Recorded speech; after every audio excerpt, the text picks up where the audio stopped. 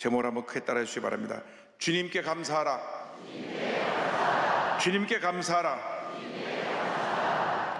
우리 예수를 믿는 사람들의 일생은 감사의 일생이 되어야만 합니다. 나 같은 죄인이 구원받아 하나님의 자녀가 되었으니 우리는 첫째도 감사요, 둘째도 감사요, 마지막도 감사요, 감사의 삶을 살아야만 되는 것입니다. 감사가 우리의 삶을 의미 있게 하고 풍요롭게 하고 행복하게 우리의 삶을 만들어 주는 것입니다. 여러분, 감사 없는 삶은 그 자체가 불행입니다. 제가 어느 목사님으로부터 이 감사에 대한 아주 재밌는 예화를 들은 적이 있습니다. 어느 날 길에서 친한 친구 둘이 만났습니다. 근데 한 친구가 말하기를 3주 전에 우리 할머니가 돌아가셨는데 유산을 2억을 남기셨다 그러는 거예요. 야, 그래서 친구가 참 수지 맞았다. 2억 원이면 어디냐? 그런데 그 친구가 다시 이어서 말합니다. 근데 2주 전에는 외삼촌이 갑자기 돌아가시면서 3억을 유산으로 남겨주셨어. 그래서 친구가 부러워가지고 말합니다. 아이고, 5억을 벌었구나. 얼마나 좋으냐? 근데 그 친구 얘기가 여기서 끝나지 않았습니다. 그런데 지난주에는 부자 고모님이 돌아가시면서 내게 10억을 유산을 남겨주셨어. 야, 그러면 3주 만에 15억 원이 생겼네. 참 부럽다. 그랬더니 그 얼굴 표정이 전혀 기쁨이 없고 뭐가 불만이 가득 차 있더랍니다.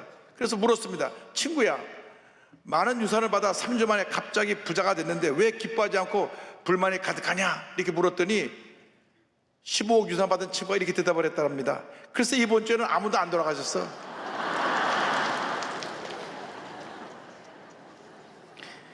이것이 우리 인간의 모습입니다. 인간의 욕심은 한이 없습니다. 더 많이 갖기를 원하고, 그렇기 때문에 늘 내게 있는 것에 감사하지 않고 없는 것을 보고 부족함을 느끼며 불평하며 살아가는 것이 우리 인간의 모습인 것입니다. 감사를 모르는 사람은 이미 불행이라고 하는 심판을 받은 것과 다름이 없습니다. 감사가 없는 신앙은 영적으로 병든 신앙입니다. 여러분, 우리가 예수 믿고 나서 우리는 입만 열면 감사합니다, 감사합니다, 감사합니다, 감사합니다, 넘치는 감사의 삶을 살아야 되는 것입니다. 제가 주일날에는 보통 2시에서 2시 반 사이에 새벽에 깨어나고, 평일날에는 3시에서 3시 반 사이에 깨어나는데, 깨어나자마자 무릎을 꿇고 기도하는 내용이 감사를 드리는 것입니다. 하나님 앞에 감사합니다, 감사합니다, 감사합니다 10가지 이상 감사의 기도를 드리고 하루를 시작합니다. 감사하고 또 감사하고 또 감사하면 하나님의 은혜와 축복이 임하는 것입니다. 감사하지 아니하고 사소한 것에 상처를 받고 시험에 들고 원망과 불평을 하면 하나님의 복을 받을 수가 없습니다. 하나님의 축복은 감사하는 사람에게 주시는 선물인 것입니다. 예수님께서 예루살렘으로 가시기 위해 사마리아와 갈릴리 사이로 지나가시다가 한 마을에서 나병 환자 10명을 만납니다. 여기 나병 환자 10명이 등장을 합니다. 누가복음 17장 11절 12절입니다. 예수께서 예루살렘으로 가실 때 사마리아와 갈릴리 사이로 지나가시다가 한 마을에 들어가시니 나병 환자 10명이 예수를 만나 멀리 서서 성경을 말씀합니다. 이 나병은 접촉을 통해서만 옮겨지는 병인데, 이 균이 들어오면 말초 신경과 피부에 침입해서 피부, 점막, 안구에 발진과 각종 염증을 일으키고 출혈 증세를 갖고 와서 해당 부위가 완전히 그 감각을 상실하고 죽어버리게 되는 아주 무서운 병입니다. 노르웨이 의사인 게라르 한센 선생님이 1868년부터 한센병 요양소에서 저들을 돌보면서 도대체 이 병이 어떻게 옮겨지는가 연구를 거듭해서 11년 후에 1879년에 이 균을 발견하고 나균이라고 불렀고 나병균이라고 불렀는데, 나중에 후대에 이 한센 선생님을 기념해서 한센병이라고 부르게 됐습니다. 그래서 요즘 우리가 한센병이라고 부르는 것입니다. 구약시대, 예수님 시대에 이 병에 걸리면 사람들로부터 격리돼서 서서히 병이 깊어져 가면서 그들은 죽어갔습니다. 사람들은 신의 저주를 받은 사람들이라고 생각을 했습니다. 그들은 가족으로부터 버림을 받고 사회로부터 격리되어서 절망적인 삶을 살다가 그들은 외롭고 쓸쓸하게 죽어갔던 것입니다. 이 절망 가운데 살아가던 10명의 한센병 환자들이 예수님이 오신다는 소식을 듣고 저들이 길에서 외쳤습니다. 누가복음 10장 12절입니다. 한 마을에 들어가시니 나병 환자 10명이 예수를 만나 멀리 서서, 당시 한센병 환자들은 사람들과 격리되어 있어야만 했습니다. 사람에게 가까이 다가올 수가 없었습니다. 어떤 사람을 만나도 자기들이 피해야만 됐습니다. 돌을 던져서 맞지 않는 정도 거리까지 멀리 떨어져 있어야만 했습니다. 그래서 성경에 멀리 서서라고 하는 표현을 쓴 것입니다. 그들은 사람들이 가까이 다가갈 수 없고 멀리 서서 예수님이 오신다는 소리를 듣고 예수님께 외쳤던 것입니다. 이 한센병 환자들이 영적으로 보면 우리 모든 인간들의 모습을 말씀하고 있는 것입니다. 죄 가운데 태어나서 죄 지으며 살다가 죄 가운데 외롭고 스스하게 죽어가는 것이 우리 인생의 모습입니다. 모든 사람이 죄라고 하는 한센병에 걸려서 이 한센병에, 죄 한센병에 고통 가운데 살다가 죽어가는 것입니다. 그 누구도 이 죄 한센병을 치료할 수가 없습니다.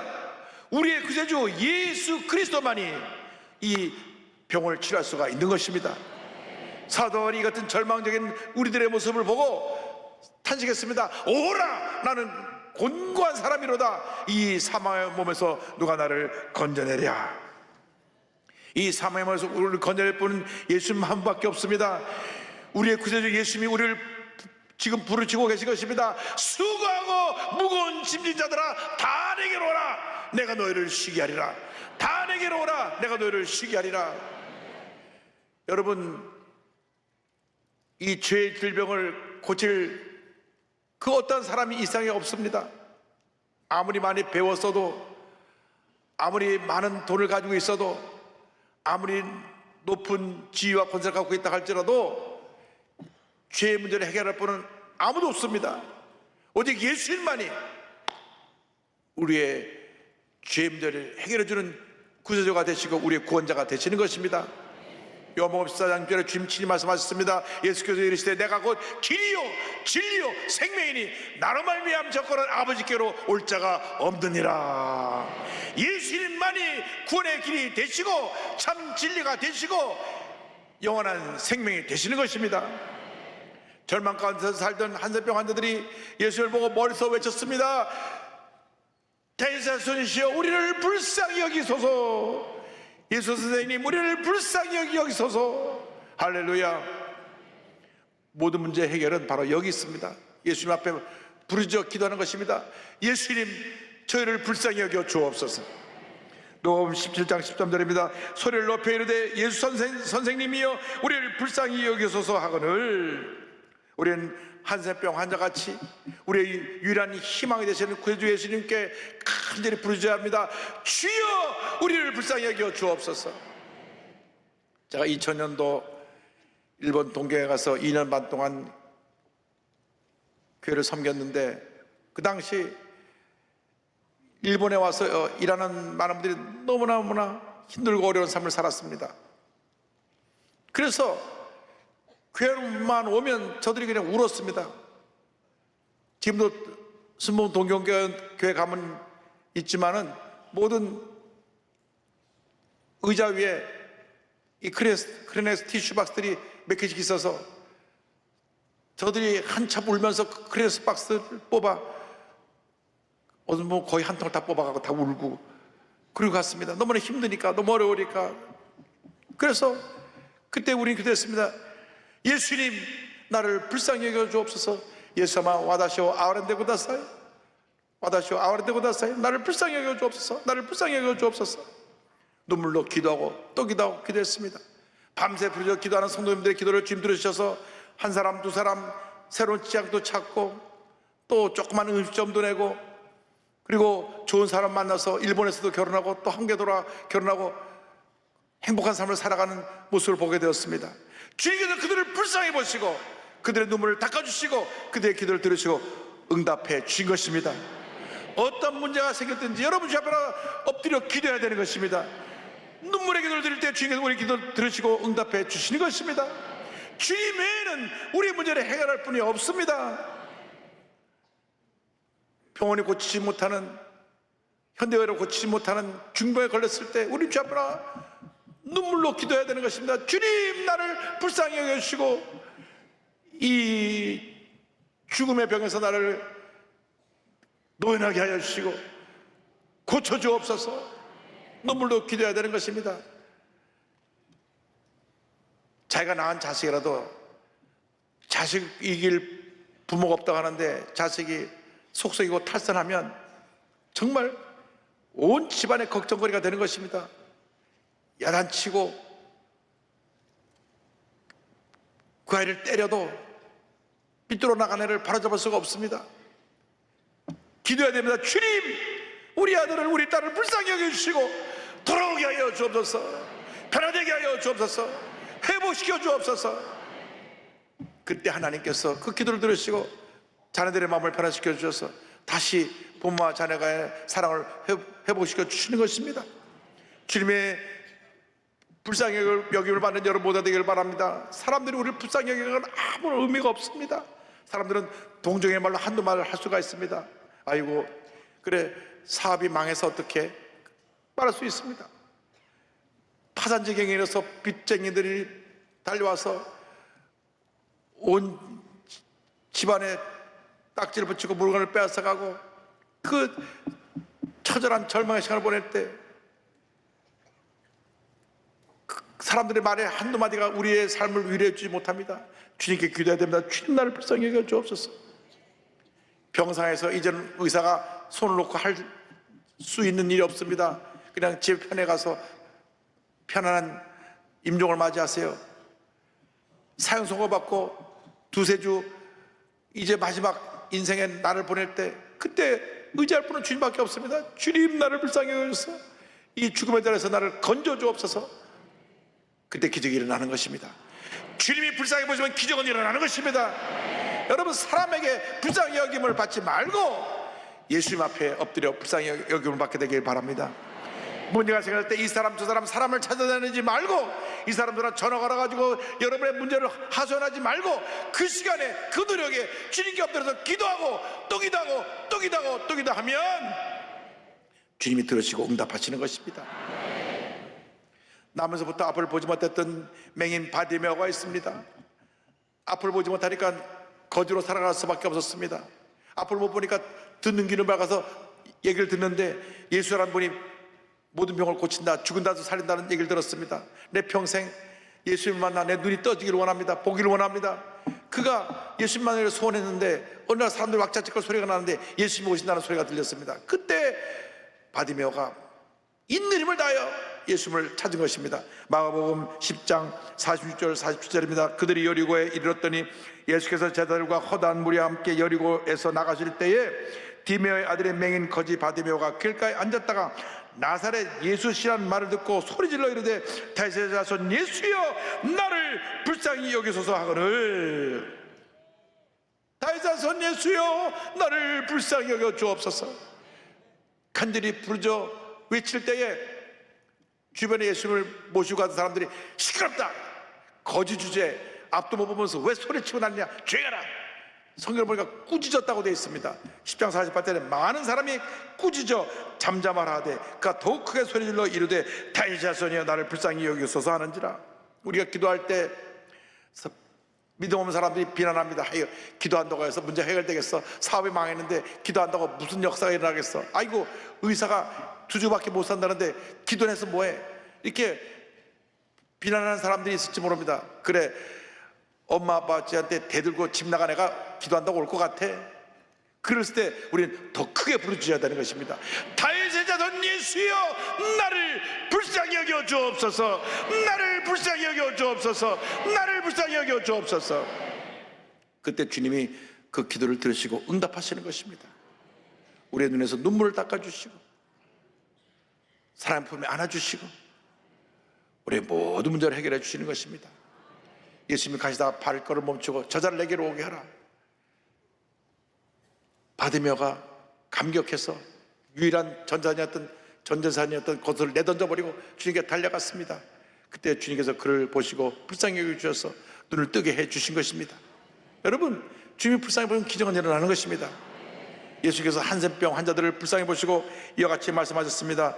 17장 14절에 보시고 이르시되 가서 제사장들에게 너희 몸을 보이라 하셨더니 그들이 가다가 깨끗함을 받은지라. 예수님 말씀 듣고 제사장에게 달려갔습니다. 그 당시 한센병 환자들이 어쩌다가 그 병이 더 이상 번지지 않고 낫게 되면 가서 이 사람은 병에서 이제는 나음을 받았습니다 해서 제사장이 서류를 만들어주면, 사인을 해주면 그걸 가지고 다시 동네 가서 자기 가족을 만날 수가 있었습니다. 그래서 이 10사람이 예수 말씀 듣고 너무나 기뻐서 달려가는 중에 저들이 다 치료를 받았는데, 여러분, 주의 말씀은 기적이요 생명이요 우리 삶 가운데 놀라운 치료와 회복을 가져오는 권능의 말씀인 것입니다. 여러분, 기도하고 또 기도해서 주님의 음성을 들으시기 바랍니다. 가라! 가서 제사장에게 너의 몸을 보이라! 그 말씀 듣고 뛰어가는 동안에 치료가 임했습니다. 여러분, 그래서 저들이 너무나 기뻐했습니다. 여러분, 우리 일생은 주님 앞에서 찬양과 감사의 일생이 되어야 되는 것입니다. 주님 앞에 찬양하고 감사할 때 하나님께서 우리에게 복을 내려주십니다. 10사람이 다 고침을 받았습니다. 그래서 제사장에게 뛰어가서 난 것을 알린 후 그 다음 서류를 갖고 자기 집으로 뛰어갔는데, 그중 한 사람이 생각해보니까 자기를 고치신 예수님의 은혜 너무 감사하니까 발걸음을 돌려서 예수님께로 달려왔습니다. 누가복음 17장 15절 16절입니다. 그 중에 한 사람이 자기가 나은 것을 보고 큰 소리로 하나님께 영광을 돌리며 돌아와 예수의 발 아래 엎드려 감사하니 그는 사마리아 사람이라. 찬양과 감사는 믿는 사람들의 본분인 것입니다. 나 같은 죄인이 구원받아 하나님의 자녀가 되었으니 한평생 감사와 찬양을 드리고 또 드리고 또 드려야 되는 것입니다. 찬양과 감사의 자들을 하나님이 기뻐 받으시는 것입니다. 시편 50편 23절에 성경은 이와 같이 말씀합니다. 감사로 제사를 드리는 자가 나를 영화롭게 하나니 그의 행위를 옳게 하는 자에게 내가 하나님의 구원을 보이리라. 감사로 주 앞에 영광을 돌릴 때 하나님이 기뻐하시고 하면 놀라운 역사를 이루어진다고 약속하고 계신 것입니다. 여러분, 감사하고 찬양하고 주님께 영광 돌리는 삶을 살아가시기를 바랍니다. 근데 10명 중에 9명은 감사하자고 그냥 자기 집으로 달려갔습니다. 그 중에 한 사람, 사마리아 사람, 당시 그들이 이방 사람처럼 무시하고 없이 여겼던 그 사마리아 사람 한 사람만 예수님께 나와 감사를 드렸던 것입니다. 여러분, 진정한 감사는 하나님을 기쁘시게 하는 감사입니다. 나는 부족하고 연약하고 사람들에게 인정받지 못하고 가진 것 없어도 내 마음을 다해 주님 앞에 감사드릴 때 그 감사를 기뻐 받으시는 것입니다.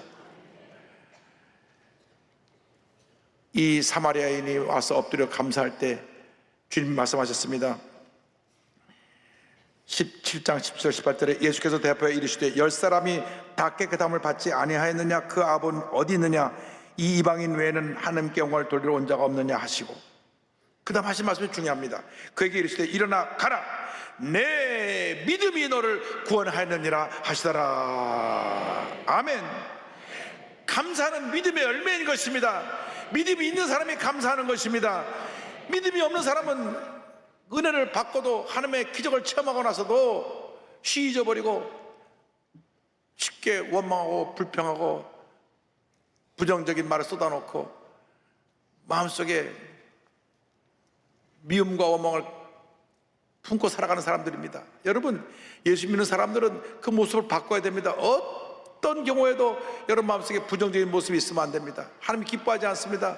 미움과 분노와 부정적인 생각과 원망과 불평은 우리가 다 내던져 버려야 되는 것입니다. 한평생 감사의 삶을 살아가는 여러분 모두가 되기를 바랍니다. 평생 부모님을 원망하고 불평할 수밖에 없는 상황에서도 감사하고 또 감사해서 영적인 거인이 된 김혜영 선교사의 간증으로 말씀을 마무리합니다.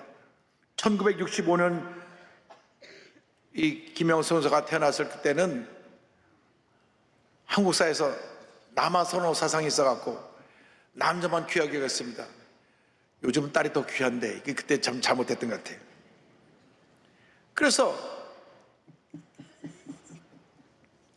남자가 또 존중받던 시대인데 집안이 워낙 가난한 집에 이 딸이 태어나니까 아버지가 꼴도 보기 싫다고 태어난 지 3일 만에 방바닥에 내동댕이 쳐가지고 이 척추가 그냥 상해버려가지고 평생 불구가 됐습니다.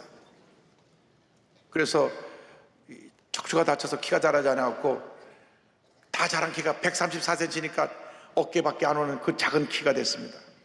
그리고 밤낮 아버지가 한 말이, 너는 쓸데없이 잘못 태어났어. 내 잘못이야. 나가서 죽어버려. 아버지가 이 아이만 보면 꼴도 보기 싫다고 소리를 쳤습니다. 너무나 힘들고 어려우니까 아버지가 초등학교 졸업할 때쯤 목숨을 끊고 자살을 했습니다. 충격으로 어머니도 우울증에 빠졌습니다. 더 이상 그가 살아갈 꿈도 희망도 없게 되었습니다. 그래서 초등학교를 졸업하고 남의 집에 가서 집안일을 돌보는 입주 가사 도우미로 일하면서 경제적인 책임을 짊어져야만 했습니다. 이 척추를 다쳤기 때문에 조금만 앉았어도 너무 통증이 심했고, 그런데 더 힘들었던 것은 그 삶에 꿈과 희망이 없는 것입니다. 내가 이렇게 장애인이 되고 이렇게 남의 집에서 일만 하다가 내 인생 끝나는구나. 그런 초등학교밖에 못 나가기 때문에 공부를 하고 싶었습니다. 그런데 어느 날 한 직업훈련원에서 무료로 기술 가르쳐준다는 광고를 보고 그 직업훈련원에 가서 편물 기술을 배우게 됐습니다. 뛰어난 손재주와 성실한 그 자세로 빨리 기술을 익힐 수가 있었는데, 참으로 감사한 것은 여기서 예수를 잘 믿는 선생님을 만나서 교회를 다니게 된 것입니다. 예수님을 만났습니다. 어느 날 눈물로 기도하는데 주님의 음성이 들려왔습니다. 애야, 내가 너를 사랑하고 믿는단다. 내가 너의 친구란다. 주님의 음성을 듣고 난 다음 그 마음에 그 깊은 상처들이 하나 둘 지워지기 시작하고, 이제 나도 의미 있는 삶을 살 수 있다. 꿈과 희망을 갖게 됐습니다. 얼마나 열심히 그것서 노력을 했는지 실력이 뛰어나서 장애인 기능경기대회에 나가라고 그랬더니 나가서 우리 한국 전체에서 국가대표 1등을 하면서 국가대표가 됐고, 1985년 19살 때 콜롬비아에서 열린 세계 장애인 기능경기에서 금메달을 땄습니다. 할렐루야. 명실공히 기계 표물분에서 세계 최고의 기술자가 된 것입니다. 좋은 직장도 구할 수 있었고 대학에 가고 싶은 꿈도 생겼습니다. 그런데 거창 고등학교를 설립하신 전혜선 선생님의 직업 선택의 10계명에 대한 말씀 듣고 그는 큰 감동을 받고 또 삶의 전환점이 다가오게 됩니다. 내가 원하는 것이 아니라 나를 필요로 하는 것을 택하라. 그래서 나를 필요로 하는 것이 어딨나 보니까 어느 날 한국 선교단체가 세운 아프리카 보츠와나 아주 어렵고 힘든 그 나라의 직업학교에 편물교사 자원봉사자를 뽑는다는 광고를 보게 되었습니다. 그 광고가 자신을 부르시는 주님의 음성으로 듣고 아프리카 보츠와나에 세워진 구도프 직업학교에서 가서 열심히 편물을 가르치면서 아프리카 원주민들을 섬겼습니다. 그런데 선교사들이 자들이 임기 기간에 대해서 다 돌아갔는데 본인 돌아갈 수가 없어요. 거기 있는 많은 불쌍한 영혼들을 버리고 갈 수가 없어서 10년 넘게 남아서 그 학교 직업훈련원 학교 교장으로 있으면서 그들을 섬겼습니다. 그러면서 열심히 공부에 도전해서 미국의 명문 뉴욕 콜롬비아 대학교 사회복지대학원에 입학해서 2010년도 졸업하여 국제사회복지사 자격증도 얻게 되고 2012년에는 한국에 돌아와서 미랄복지대단 희망사업 본부장을 맡게 됐습니다. 그리고 그 간증을 담은 여러 책을 썼습니다. 숨지마, 내 인생이잖아. 다행이다, 아침이 온다. 잠시 쉬었다가도 괜찮아. 그러고 나서 그의 이름이 알려지게 되니까 방송에도 출연하게 되고 국민훈장, 목련장도 받고 KBS 감동대상 희망상 성을 받고 한참 사람들에게 관심을 끌게 됐습니다. 그런데 그렇게 한국에서 사람들에게 주목받을 때 그는 다시 자기를 필요로 하는 아프리카 케냐로 떠나갑니다.